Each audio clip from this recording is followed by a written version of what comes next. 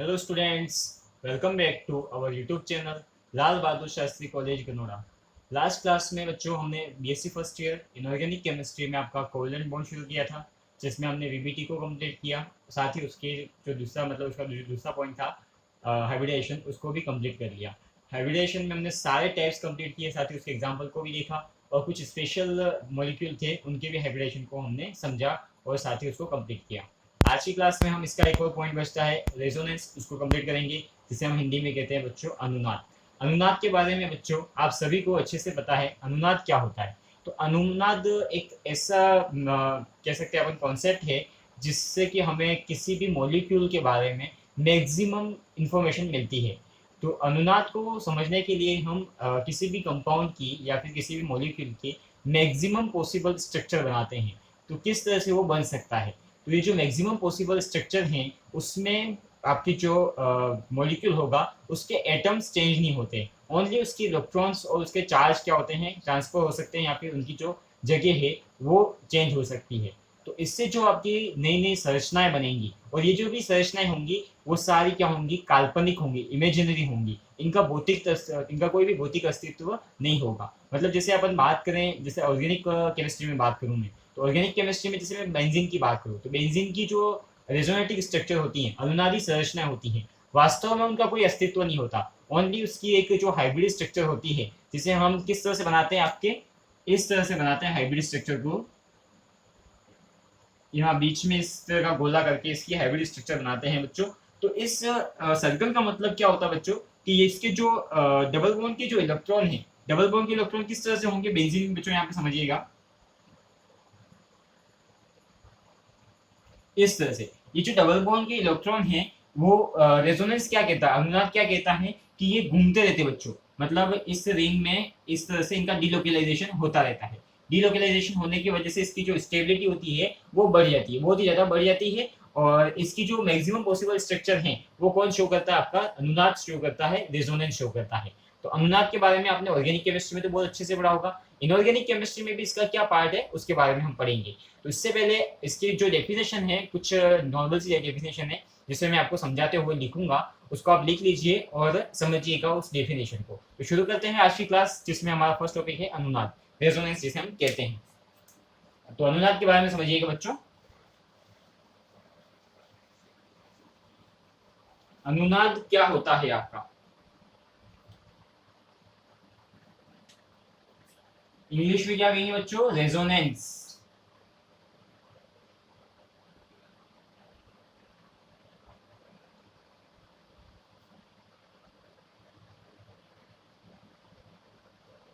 बच्चों मैं आपको फिर से कह दूं कि जैसे आप पढ़ रहे हैं, आपको जो फर्स्ट ईयर के बच्चे हैं उनके लिए मैं बुक सजेस्ट करना चाहता हूँ। सुरेश आमेटा की जो इनऑर्गेनिक, ऑर्गेनिक और फिजिकल केमिस्ट्री की जो बुक्स होती हैं, आप वो लाइएगा। आपके लिए बहुत ही मतलब जो यहाँ का सिलेबस है, आप अगर जेजीटीयू के स्टूडेंट हैं या फिर एमएलएसयू के स्टूडेंट हैं तो उसके लिए आपके लिए बेस्ट बुक है सुरेश आमेटा जी की वो जो बुक्स आती हैं, फिजिकल, इनऑर्गेनिक और ऑर्गेनिक की जो बुक्स आती है वो, उसमें आपको इंग्लिश मीडियम की भी मिल जाएंगी और हिंदी मीडियम की भी मिल जाएंगी इजीली आपको। सॉरी, जो आपका अच्छा बुक स्टोर होगा आपके स्टेट में वहाँ पे कहीं पे भी मिल जाएंगी।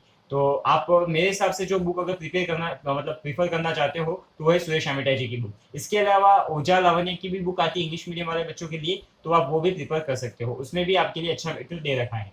और बट आप अगर सुरेश आमेटा की बुक को प्रिफर करते हो तो आपके लिए जैसा सिलेबस आपको दे रखा है जीजीटीयू ने, एज इट इज उसमें पूरा सिलेबस दे रखा है, उसमें पॉइंट भी उसी तरह से दिए हुए हैं। आप कह सकते हैं कि वो जो बुक बनी है वो आपके सिलेबस के अकॉर्डिंग ही बनी हुई है, बाकी किसी यूनिवर्सिटी के सिलेबस के अकॉर्डिंग नहीं बनी हुई है, ओनली एमएलएसयू और जीजीटीयू के सिलेबस के अकॉर्डिंग बनी हुई है।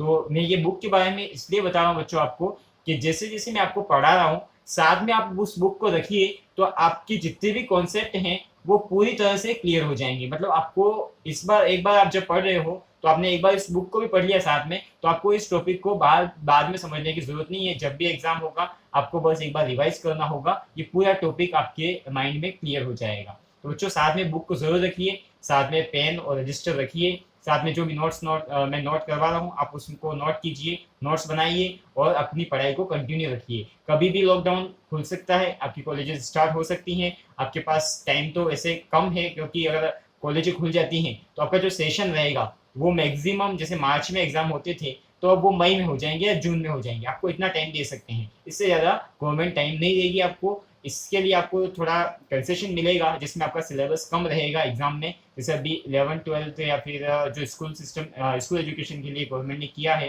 कि इनके लिए जो 30% या 40% का सिलेबस इनको नहीं पढ़ना है, इसके आगे का सिलेबस पढ़ना है, उसी में से इनका क्वेश्चन पेपर बनेगा। ऐसा मतलब ऐसी कुछ आउटलाइन मैंने सुनी है, तो आपके लिए भी मे बी ऐसा कुछ हो सकता है।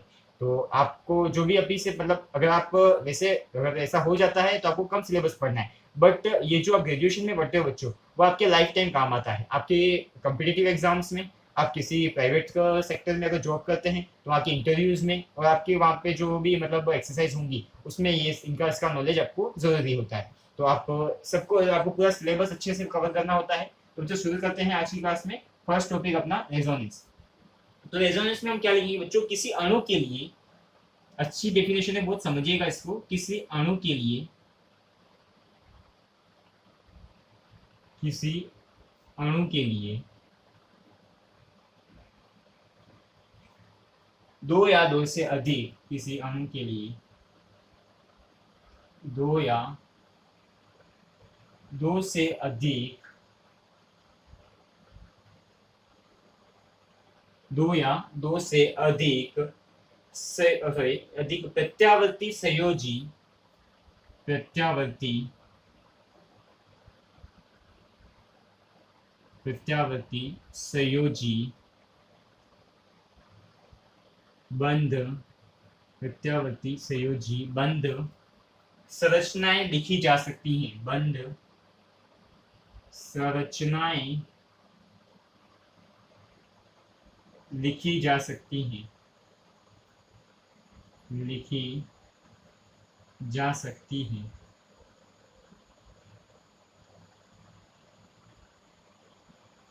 लिखी जा सकती हैं तब उस अणु की,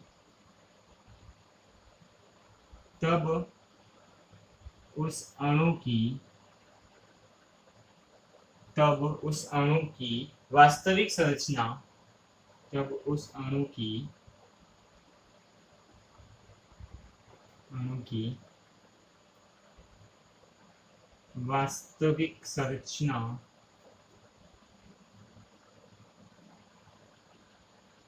वास्तविक संरचना को उन सभी, वास्तविक संरचना को उन सभी, वास्तविक संरचनाओं को उन सभी प्रत्यावर्ती संरचनाओं की, उन सभी प्रत्यावर्ती, उन सभी प्रत्यावर्ती संरचनाओं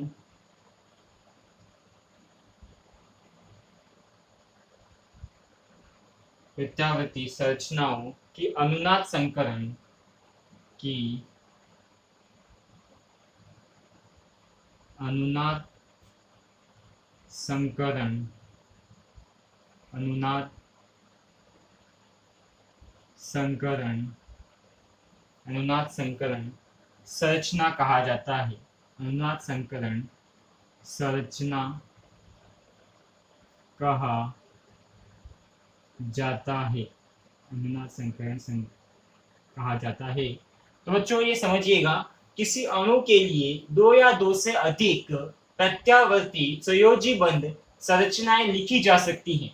मतलब कि किसी एक अणु के लिए उसकी दो या दो से अधिक संरचनाएं भी पॉसिबल होती हैं, जिसे हम लिख सकते हैं। प्रत्यावर्ती संयोजी बंध संरचनाएं लिखी जा सकती हैं तब उस अणु की वास्तविक संरचना, तब उस अणु की जो वास्तविक संरचना होती है को उन सभी प्रत्यावर्ती संरचनाओं की अनुनाद संकरण, हाइब्रिड स्ट्रक्चर, जिसे हम कहते हैं संकरित अवस्था या फिर हाइब्रिड स्ट्रक्चर, अनुनाद संकरण संरचना कहा जाता है। मेन स्ट्रक्चर, जैसे मैंने आपको बेंजीन में बताया बच्चों कि इस तरह की जो आपकी जो इसकी हाइब्रिड स्ट्रक्चर होती है, संकरित अवस्था होती है, संकरण की जो संरचना होती है वो इस तरह से होती है। बट इसकी और भी संरचनाएं पॉसिबल हैं, उसे हम क्या कहते हैं, प्रत्यावर्ती संयोजीबद्ध संरचनाएं, और इसे हम क्या कहेंगे, अनुनाद संकरण संरचना कहेंगे। तो इसी तरह से अनुनाद होता है। आगे इसकी दो लाइन और हैं, उसे भी आप लिखिएगा। वे सभी संरचनाएं, वे सभी संरचनाएं, वे सभी संरचनाएं जो अनुनाद जो अनुनाद संकर जो अनुनाद संकर संरचना निर्माण हेतु अनुनाद संकर संरचना निर्माण हेतु संरचना निर्माण हेतु संरचना निर्माण हेतु अपना योगदान देती हैं, अपना योगदान देती हैं, अपना योगदान देती हैं, अपना योगदान देती हैं, अनुनादी संरचनाएं कहलाती हैं, अनुनादी संरचनाएं कहलाती हैं, अनुनादी संरचनाएं कहलाती हैं। तो बच्चों यहाँ पे समझिएगा, हमने क्या पढ़ा कि जो वास्तविक संरचना होगी वो तो क्या होगी, आपके अनुनाद संकरण संरचना कही जाएगी। और वे सभी संरचनाएं जो अनुनाद संकर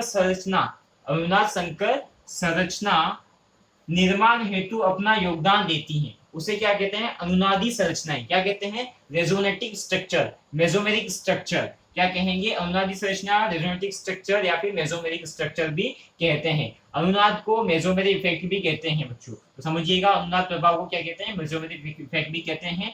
तो अनुनाद क्या होता है बच्चों, कि किसी मॉलिक्यूल की ऐसी संरचनाएं जो कि क्या होगी आपकी, मतलब उसमें मैक्सिमम, मतलब अलग अलग तरह की संरचना अगर अपन इमेजिन कर सकते हैं, काल्पनिक संरचनाएं जिसे हम इमेजिन कर सकते हैं, जो उसकी मतलब जो इसकी इंफॉर्मेशन होती है उसके बारे में जो भी अपनी इंफॉर्मेशन दे सकता है, जितनी भी संरचना उसकी इंफॉर्मेशन देती है, वो सब क्या होंगी, उसकी अनुनादी संरचनाएं होंगी बच्चों।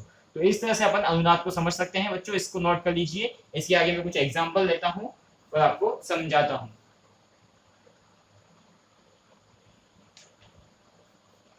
आई होप बच्चों आपने नोट कर लिया होगा। इसके आगे बच्चों में एक एग्जांपल ले रहा हूँ H2 मॉलिक्यूल का। H2 मॉलिक्यूल में किस तरह से हम इसकी अनुनादी संरचनाओं को समझ सकते हैं। इनऑर्गेनिक केमिस्ट्री में H2 मॉलिक्यूल लेंगे बच्चों हम। ऑर्गेनिक में तो आपने अनुनाद सबने पढ़ रखा हो बच्चों, अभी तक जितने भी बच्चे हैं सबने अनुनाद के बारे में ऑर्गेनिक केमिस्ट्री में पढ़ रखा है। आपके जीओसी जो आपका 12th में चैप्टर चलता है, सॉरी 11th में, उसमें आपने पढ़ रखा है अनुनाद के बारे में, आई इफेक्ट, ई इफेक्ट, सबके बारे में आपने पढ़ा है। तो बच्चों यहाँ पे मैं एक H2 मॉलिक्यूल ले रहा हूँ। तो H2 में ये जो मॉलिक्यूल है वो दो तरह के हाइड्रोजन से बना है, HA और HB। बच्चों ये HA HB मैंने खाली समझाने के लिए लिखा है, क्योंकि हाइड्रोजन क्या होता है, उसके पास एक ही प्रोटॉन और एक ही इलेक्ट्रॉन होता है। वो क्या करेगा, दोनों लेके अपने बॉन्ड बनाएगा और H2 मॉलिक्यूल बनाएगा। तो किस तरह से बनाएगा बच्चों, समझिएगा। जैसे अपने पास ये HA और HB नाम दे दिया, इनमें कोई डिफरेंस नहीं है, इस तरह से इनमें बॉन्डिंग हो गई। तो इसकी जो दूसरी संरचना है वो क्या पॉसिबल है, ये जस्ट इमेजिन कर सकते हैं अपन कि ये पॉसिबल हो सकती है। किस तरह से बच्चों, अगर HA क्या करे कि HB से इलेक्ट्रॉन को अपनी ओर खींच ले। यहाँ पे मैं ये बनाना सही नहीं होगा बच्चों, इसको मैं थोड़ा सा इस तरह से HA HB, इसके ऊपर नेगेटिव चार्ज आ जाए और इसके ऊपर पार्शियली पॉजिटिव चार्ज आ जाए। ये बस पॉसिबिलिटीज बता रहे हैं बच्चों, ऐसा होता नहीं, क्योंकि HA और HB की इलेक्ट्रोनेगेटिविटी क्या होती है बच्चों, सेम होती है। सेम होने की वजह से इन दोनों के ऊपर चार्ज क्या रहेगा, सेम रहेगा। बट एज ए पॉसिबिलिटी अपन देखें, इमेजिन करें, तो एक ऐसी संरचना इसकी पॉसिबल हो सकती है। दूसरी संरचना अपन देखिए बच्चों, तो किस तरह से पॉसिबल हो सकती है, HA और HB, इसमें अभी हमने ए के ऊपर पॉजिटिव चार्ज दिया, यहाँ पे इसके ऊपर नेगेटिव और इसके ऊपर पॉजिटिव। तो ये दो संरचना इसकी पॉसिबल हो सकती हैं, और एक ये संरचना। तो ये तीन संरचना हम इसकी देखते हैं, ये तो तीनों संरचना अपनी क्या कहलाएंगी, इसकी अनुनादी संरचना कहलाएंगी। और आपकी जो ये होती है, ये क्या होगी, हाइब्रिड स्ट्रक्चर। इसकी जो अनुनाद संकरण संरचना होगी वो आपकी ये होगी। तो बच्चों इसको नोट कीजिए। इसके आगे एक पॉइंट लिखिएगा, किसी अणु की अनुनादी संरचना, इसके आगे लिख लेते बच्चों, किसी अणु की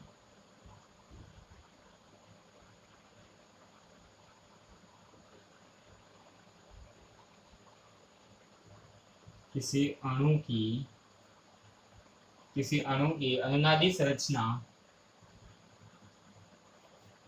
किसी अणु की अनुनादी संरचना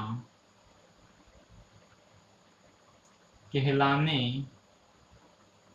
अनुनादी संरचना कहलाने के लिए, कहलाने के लिए कोई, कहलाने के लिए कोई संरचना, सॉरी, कहलाने के लिए कोई संरचना, सॉरी इसको आप रहने दीजिएगा बच्चों, कुछ नियम से मैंने गलती से लिख दिया।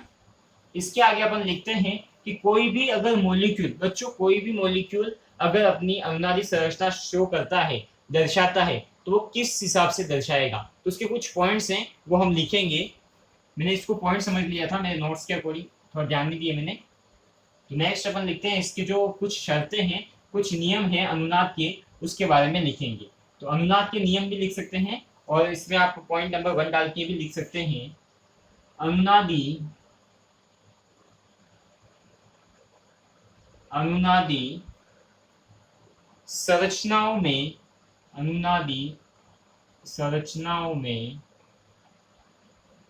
अनुनादी संरचनाओं में इलेक्ट्रॉनों की जमावट, अनुनादी संरचनाओं में इलेक्ट्रॉनों की जमावट, इलेक्ट्रॉनों की जमावट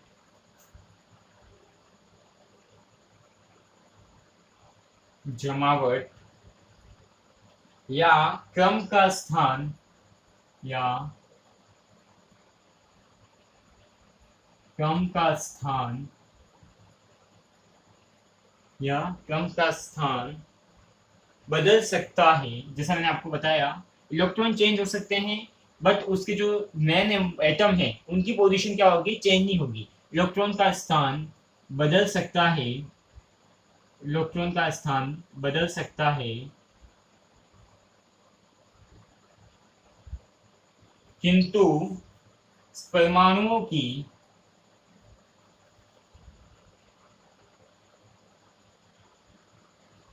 किंतु परमाणुओं की,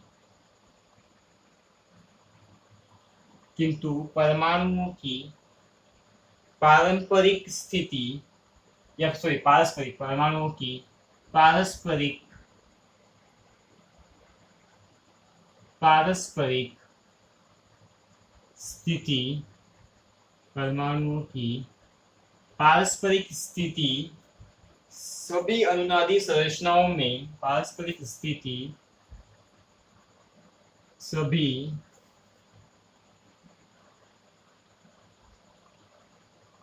अनुनादी संरचनाओं में, अनुनादी संरचनाओं में, अनुनादी संरचनाओं में समान रहनी चाहिए, संरचनाओं में समान रहनी चाहिए, समान रहनी चाहिए, समान रहनी चाहिए। तो बच्चों यहाँ समझिएगा, अनुनादी संरचनाओं में इलेक्ट्रॉनों की जमावट या क्रम का स्थान बदल सकता है, किंतु परमाणुओं की पारस्परिक स्थिति सभी अनुनादी संरचनाओं में समान रहनी चाहिए। मतलब कि अनुनाद में क्या हो सकता है बच्चों, कि उसकी जो इलेक्ट्रॉन है उनकी पोजीशन चेंज हो सकती है। जैसे हमने बेंजीन में देखा, इलेक्ट्रॉन क्या करेंगे, मूव करेंगे, मूव करेंगे मीन्स के उसमें डिलोकेलाइजेशन होगा, डिलोकेलाइजेशन होगा, बट उसमें जो कार्बन की पोजीशन है, वो जो कार्बन जहां पे है वो वहीं पे रहेगा, उस पोजीशन की, उस पोजीशन में उसकी जो पोजीशन है वो कभी चेंज नहीं होगी। तो बच्चों समझिएगा कि परमाणु की स्थिति तो क्या होगी, फिक्स होगी, बट उसके जो इलेक्ट्रॉन है, डबल बॉन्ड के इलेक्ट्रॉन है, वो क्या होंगे, चेंज होते रहेंगे। तो नेक्स्ट लिखते हैं बच्चों इसका जो पॉइंट है, प्रत्येक अनुनादी, प्रत्येक अनुनादी, प्रत्येक अनुनादी संरचना, प्रत्येक अनुनादी संरचना, प्रत्येक अनुनादी संरचना में अयुग्मित, में अयुग्मित, अयुग्मित अनपेड, बच्चों समझिएगा, अनपेड, अयुग्मित एवं वह युग्मित युग्मित पेड इलेक्ट्रॉन, अयुग्मित अनपेड और युग्मित आपका पेड इलेक्ट्रॉन हो जाएगा। तो युग्मित इलेक्ट्रॉन की इलेक्ट्रॉन की संख्या समान होनी चाहिए, इलेक्ट्रॉन की संख्या समान होनी चाहिए, समान होनी चाहिए। प्रत्येक अनुनादी संरचना में अयुग्मित व युग्मित इलेक्ट्रॉन की संख्या समान होनी चाहिए। बच्चों यहाँ पे देखिए, जैसे अपने पास एक ऑक्सीजन के मॉलिक्यूल लेते हैं अपन इस तरह से, तो ऑक्सीजन के आउटरमोस्ट शेल में कितने इलेक्ट्रॉन होते हैं बच्चों? 6 इलेक्ट्रॉन होते हैं। तो 6 इलेक्ट्रॉन, इसको 2 इलेक्ट्रॉन चाहिए अपना ऑक्टेट कंप्लीट करने के लिए, और ये क्या करेगा, बॉन्ड बना लेगा 2 इलेक्ट्रॉन के साथ और सेटिस्फाई हो जाएगा। तो ये स्ट्रक्चर इसकी पॉसिबल होती है। अगर मैं इसमें बात करूँ इसकी, इस तरह की स्ट्रक्चर बनाऊं, इसके अनुनादी संरचना एक करके मैंने यहाँ पे 2 इलेक्ट्रॉन, एक इलेक्ट्रॉन इसमें, एक इलेक्ट्रॉन इसमें, और ये यहाँ पे मैंने 2 इलेक्ट्रॉन, 2 इलेक्ट्रॉन, 2 इलेक्ट्रॉन और 2 इलेक्ट्रॉन इसमें डाल दिए। 6 इलेक्ट्रॉन हो गए इसके पास, सॉरी इस तरह से आपका एक इलेक्ट्रॉन यहाँ पे और एक इलेक्ट्रॉन यहाँ पे। तो बच्चों इसके पास कितने इलेक्ट्रॉन है? 1 2 3 4 5 6 इलेक्ट्रॉन इसके पास है, और इसके पास 1 2 और 3।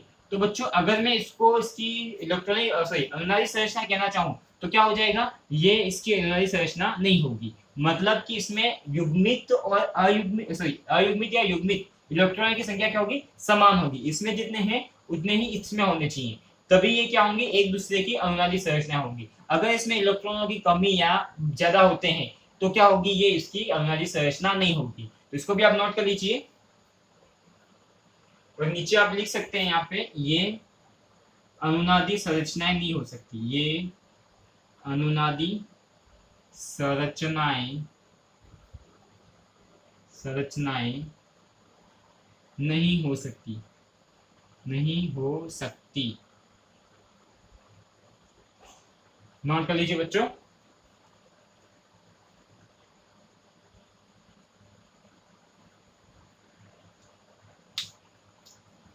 आई होप बच्चों आपने नोट कर लिया होगा। नेक्स्ट पॉइंट इसका हम लिखेंगे, थर्ड पॉइंट जो है, समझिएगा इसको भी।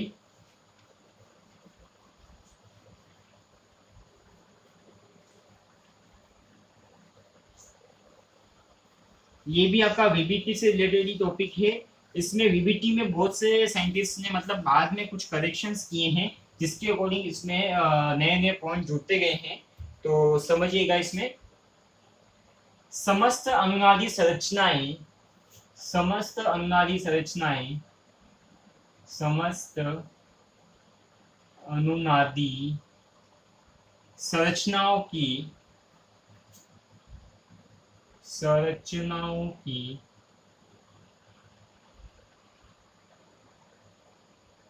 समस्त अनुनादी संरचनाओं की ऊर्जाओं, सॉरी समस्त संरचनाओं की ऊर्जा, सॉरी समस्त अनुनादी संरचनाओं की ऊर्जा,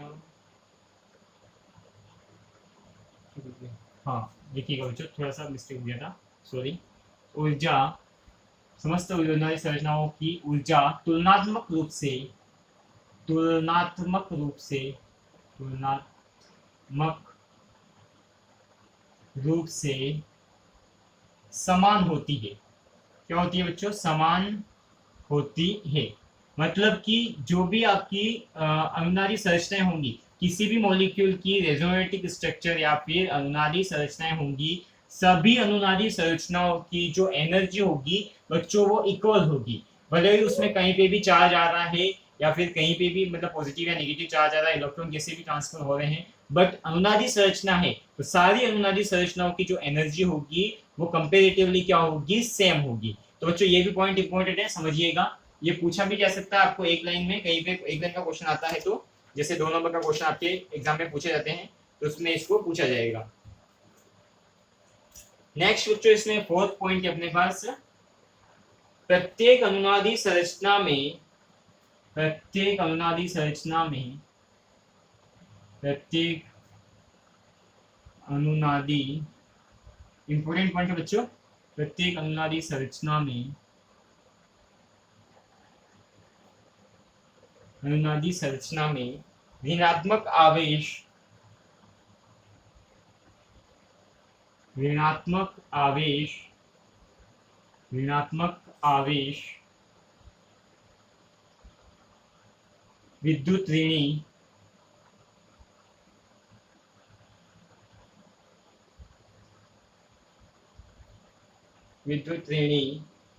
तत्व पर विद्युत ऋणी तत्व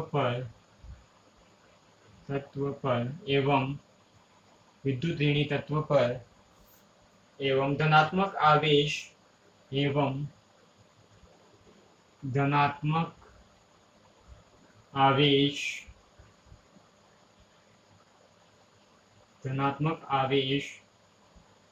धन विद्युती धनात्मक आवेश धन विद्युती तत्व पर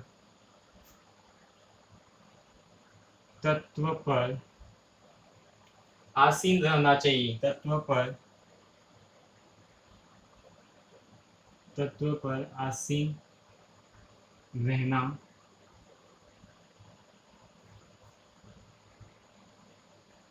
रहना चाहिए। प्रत्येक अनुनादी संरचना में ऋणात्मक आवेश विद्युत ऋणी तत्व पर एवं धनात्मक आवेश धन विद्युती तत्व पर आसीन रहना चाहिए। मतलब कि अगर कोई कंपाउंड है जो कि पोलर है, मतलब उसमें चार्ज है, तो चार्ज होगा वो हमेशा ही नेगेटिव, मतलब जो आपका इलेक्ट्रोनेगेटिव एटम होगा उसके ऊपर रहेगा, और पॉजिटिव चार्ज इलेक्ट्रोपॉजिटिव जो एटम रहेगा उसके ऊपर रहेगा। जैसे एग्जांपल लेते हैं बच्चों अपन HF मॉलिक्यूल का। HF मॉलिक्यूल की जब मैं बात करूं बच्चों, तो H के ऊपर हमेशा क्या रहेगा, आपका पार्शियली पॉजिटिव चार्ज, और आपका जो F है उसके ऊपर पार्शियली नेगेटिव चार्ज रहेगा। तो इसकी जो रेजोनेटिंग स्ट्रक्चर है वो किस तरह से पॉसिबल हो सकती है बच्चों, समझिएगा। एक तो इस तरह से, या फिर दूसरी अपन देखें तो HF ओनली इस तरह से अपन इसको शो कर सकते हैं। और अगर इसमें और मैं शो करना चाहूँ तो किस तरह की इसकी स्ट्रक्चर शो कर सकता हूँ, यहाँ पे H माइनस और F प्लस। तो अगर इस तरह की कोई आपकी रेजोनेटिंग स्ट्रक्चर होगी तो ये गलत हो जाएगी बच्चों, ध्यान रखिएगा। क्यों हो जाएगी, गलत हो जाएगी, क्यों हो जाएगी, क्योंकि F क्या आपका इलेक्ट्रोनेगेटिव एलिमेंट है, तो इसके ऊपर हमेशा क्या होगा, नेगेटिव चार्ज ही रहेगा। और H के ऊपर आपका क्या रहेगा, इलेक्ट्रोपॉजिटिव एटम है, इसकी वजह से इसके ऊपर पॉजिटिव चार्ज ही रहेगा। और आपकी ये दोनों ही फर्स्ट और सेकेंड, यही दोनों क्या कहलाएंगी, आपकी रेजोनेटिंग स्ट्रक्चर। थर्ड जो स्ट्रक्चर होगी बच्चों वो क्या हो जाएगी, कैंसिल हो जाएगी, नहीं गिनी जाएगी। ये कभी भी आपकी रेजोनेटिंग स्ट्रक्चर इसकी नहीं गिनी जाएगी। तो नोट कर लीजिए बच्चों इसको। नेक्स्ट इसका जो पॉइंट है उसके बारे में बात करेंगे।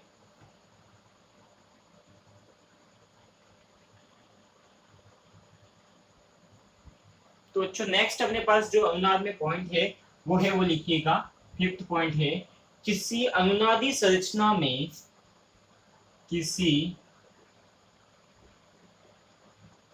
अनुनादी संरचना में किसी अनुनादी संरचना में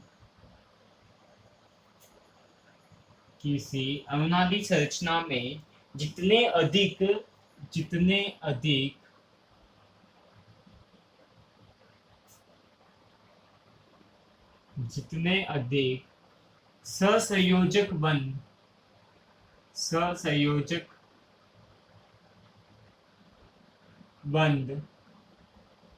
ससंयोजक बंध होंगे, वह उतनी ही ससंयोजक बंध होंगे,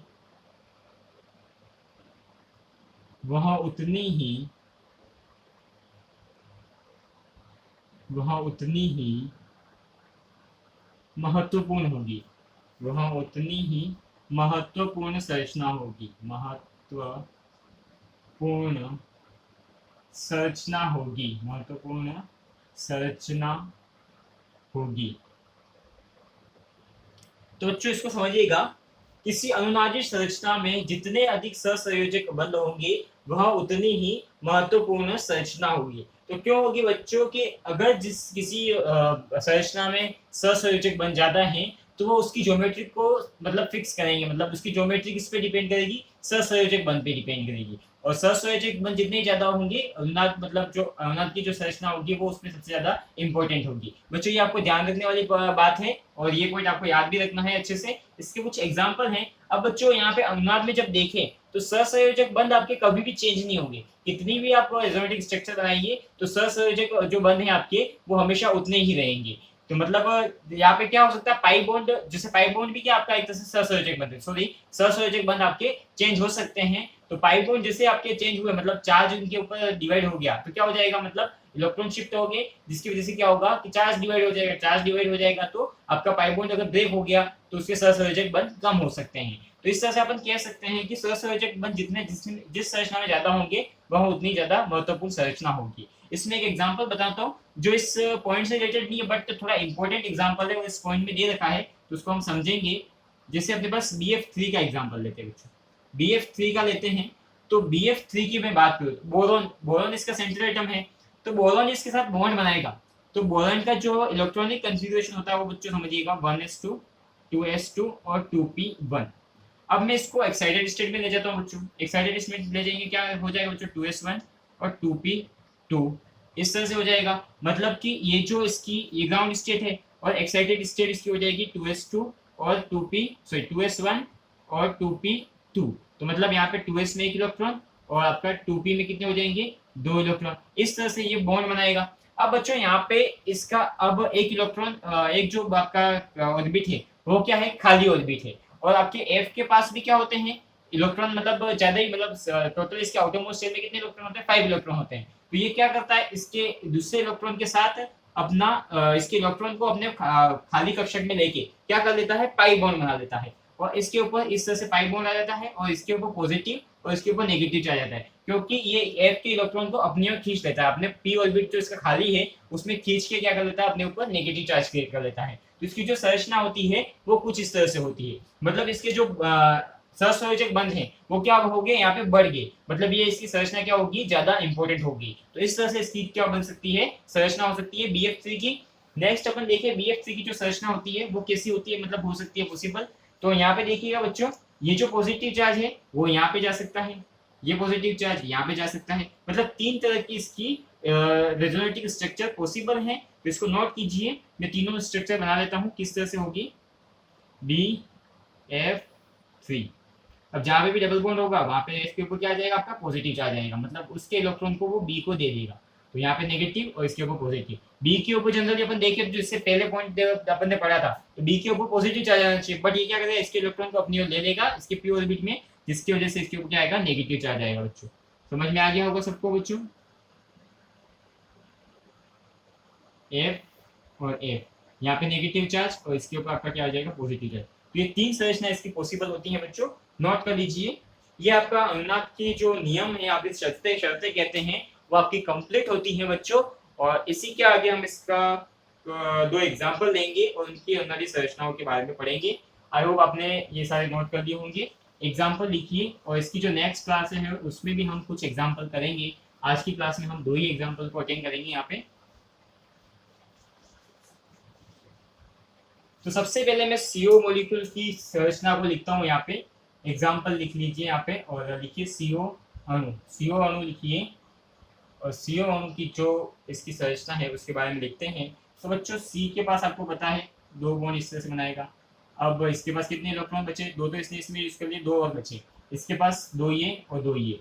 इस तरह से इसकी जो मेन स्ट्रक्चर होगी। दूसरी कौन सी स्ट्रक्चर पॉसिबल है बच्चों इसमें, तो बच्चों समझिएगा, ये क्या करेगा, इसके साथ एक और पाई बॉन्ड बना के इसके ऊपर नेगेटिव चार्ज और इसके ऊपर क्या आ जाएगा, पॉजिटिव चार्ज, क्योंकि ये इसके इलेक्ट्रॉन को अपने इसके अंदर देके इसके ये तो वैलेंस इलेक्ट्रॉन हो गए और ये तो क्या है इसके मतलब ये तो इसके पास नॉन बॉन्डिंग के इलेक्ट्रॉन है और इसके पास ये बॉन्डिंग के इलेक्ट्रॉन है, जिसकी वजह से ये दोनों अगर पेयरिंग करके अगर ट्रिपल बॉन्ड बनाते हैं इसके ऊपर नेगेटिव चार्ज और इसके ऊपर क्या आएगा, पॉजिटिव चार्ज आएगा। और इसके ऊपर आपके पास क्या आएगा, जो आपके पास इसका जो लोन पेयर बचा हुआ है वो इस तरह से रहेगा।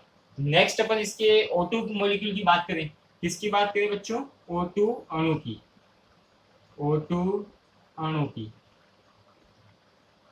O2 अणु की बात करें बच्चों तो किस तरह से हो सकता है, इसमें इस तरह से शेयरिंग हो सकती है इलेक्ट्रॉन की और यहाँ पे एक और आपका O आ सकता है। इसके इलेक्ट्रॉन को मैं क्रॉस से बता रहा हूँ और इसको डॉट डॉट से बता देते हैं, तो समझ में आ जाएगा अच्छे से। बच्चों यहाँ पे जब देखें हम तो इसकी जो इलेक्ट्रॉन की शेयरिंग देख रहे हैं, इलेक्ट्रॉन की शेयरिंग हो रही है यहाँ पे, तो इसकी जो ज्योमेट्री पॉसिबल है वो किस तरह से पॉसिबल हो सकती है बच्चों, समझिएगा यहाँ पे। अगर मैं इसके इलेक्ट्रॉन को शिफ्ट कर देता हूँ, इलेक्ट्रॉन तो शिफ्ट हो सकते हैं बच्चों इस तरह से, इसमें इलेक्ट्रॉन हो जाएंगे आपके 1 2 1 2, तो इलेक्ट्रॉन ये, एक इलेक्ट्रॉन यहाँ पे आपका इसका, और एक इलेक्ट्रॉन यहाँ पे 1 2 1 2, और यहाँ पे इसके 2 इलेक्ट्रॉन आ जाएंगे। इस तरह से अगर इसमें शेयरिंग हो जाती है बच्चों, तो इसके ऊपर आएगा आपका पॉजिटिव चार्ज, इसका एक इलेक्ट्रॉन इस पे चला गया, और इसके ऊपर नेगेटिव चार्ज, और इसमें क्या हो जाएगा, यहाँ पे बॉन्ड बन जाएगा। और इसकी एक और स्ट्रक्चर पॉसिबल है जिसमें ये वाला नेगेटिव चार्ज इसके ऊपर चला जाएगा और ये पॉजिटिव चार्ज उसके ऊपर चला जाएगा। तो ये भी आप इजीली बना सकते हैं, बनाते हैं यहाँ पे अपन, जैसे यहाँ पे ये हो गया, इसके पास 2 इलेक्ट्रॉन, इसके पास 2 इलेक्ट्रॉन, यहाँ पे 2, यहाँ पे 2 और यहाँ पे 2, तो ये इसके ऊपर क्या हो जाएगा बच्चों, नेगेटिव चार्ज आ जाएगा, ये नेगेटिव चार्ज, और इसके ऊपर आपका आ जाएगा पॉजिटिव चार्ज।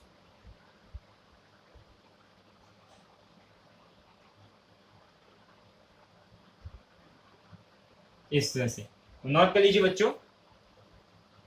आई होप आपको दोनों ही जो एग्जाम्पल हैं वो समझ में आ गए होंगे। इसकी नेक्स्ट क्लास में हम इसके और भी एग्जाम्पल्स करेंगे, और साथ ही इसका जो बीबीटी की लिमिटेशंस है उसको पढ़ेंगे। आज की क्लास के लिए बच्चों थैंक यू सो मच।